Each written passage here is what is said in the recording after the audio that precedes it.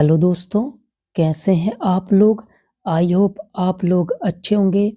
आज हम वाइगोट्स्की का सामाजिक सांस्कृतिक सिद्धांत का पार्ट 2 लेकर आए हैं, जिसमें हम कहानी पढ़ेंगे सोनू और उसकी पतंग का। एक गांव में सोनू नाम का एक छोटा लड़का रहता था। उसे पतंग उड़ाना बहुत पसंद था, लेकिन वह खुद से यह काम ठीक से नहीं कर पाता था। वह अक्सर निराश हो जाता था जब उसकी पतंग थोड़ी-सी ऊपर जाकर नीचे गिर जाती थी, ठीक है? बच्चा पतंग उड़ाता था और पतंग ऊपर जाके नीचे गिर जाती थी, तो क्या होता था, वह हताश हो जाता था, उदास हो जाता था।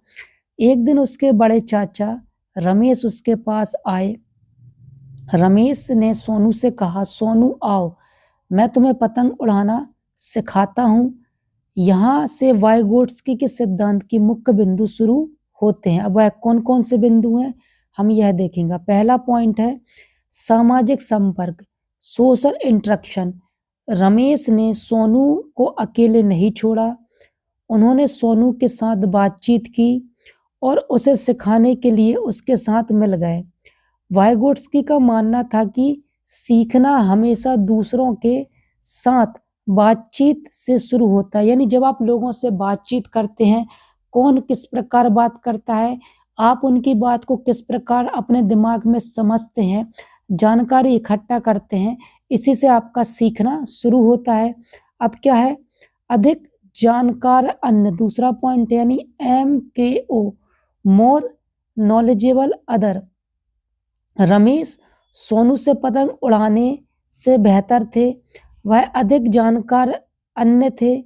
कोई भी व्यक्ति, शिक्षक हो, माता-पिता हो, यहाँ तक कि एक सहकर्मी जो आपसे उम्र में बड़े हो सकते हैं, छोटे हो सकते हैं, जिसके पास सीखने वाले की तुलना में अधिक ज्ञान या कौशल होता है। देखिए, जिसके पास अधिक ज्ञान होगा, जैसे टीचर में अधिक ज्ञान होता है, तो बच्चों के लिए टीचर क्या होगा, MKO, मोर नॉलेजेबल अदर होगा। आपका बड़ा भाई भी हो सकता है, आपका छोटा भाई भी हो सकता है। तीसरा पॉइंट क्या है, समीपस्थ विकास क्षेत्र, ZPD, zone of proximal development. पहला, सोनू अकेले क्या कर सकता था, वह पतंग को थोड़ा सा उड़ा सकता था, लेकिन संभाल नहीं पाता था। दूसरा पॉइंट क्या है, रमेश की मदद से सोनू क्या कर सकता था, वह पतंग को ऊंचाई तक उड़ाकर हवा में टिकाए रख सकता था। तीसरा पॉइंट क्या है, इन दोनों के बीच का अंतर ही ZPD है, ठीक है?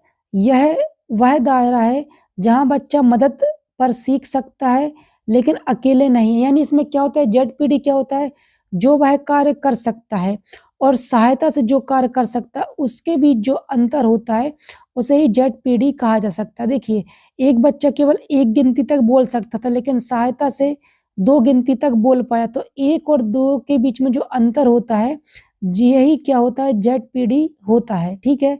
अब पहाड़ स्कैफोल्डिंग क्या है, देखिए चौथा पॉइंट।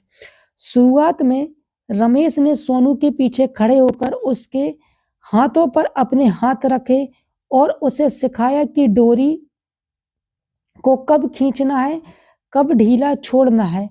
उन्होंने सोनू को पूरी प्रक्रिया के दौरान निर्देश दिए।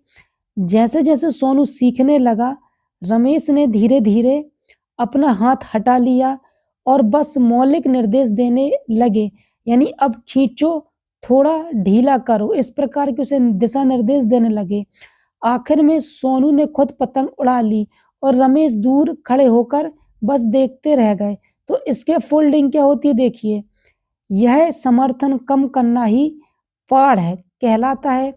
सीखने की प्रक्रिया में दी गई अस्थायी मदद, जिसे सीखने वाला कौशल हासिल करने के बाद हटा लिया जाता है। यानी आपने किसी व्यक्ति की मदद की, उसने कौशल को सीखा और आपने फिर उस मदद को हटा लिया, तो ये क्या होगी, इसके फोल्डिंग होगी। निर्देश क्या है, निष्कर्ष क्या है, इस कहानी में सोनू ने अकेले नहीं सीखा, उसने रमेश चाचा के सामाजिक मार्गदर्शन, समर्थन यानी स्कैफोल्डिंग से अपने समीपस्थ विकास क्षेत्र ZPD में काम किया और एक नया कौशल हासिल किया, ठीक है?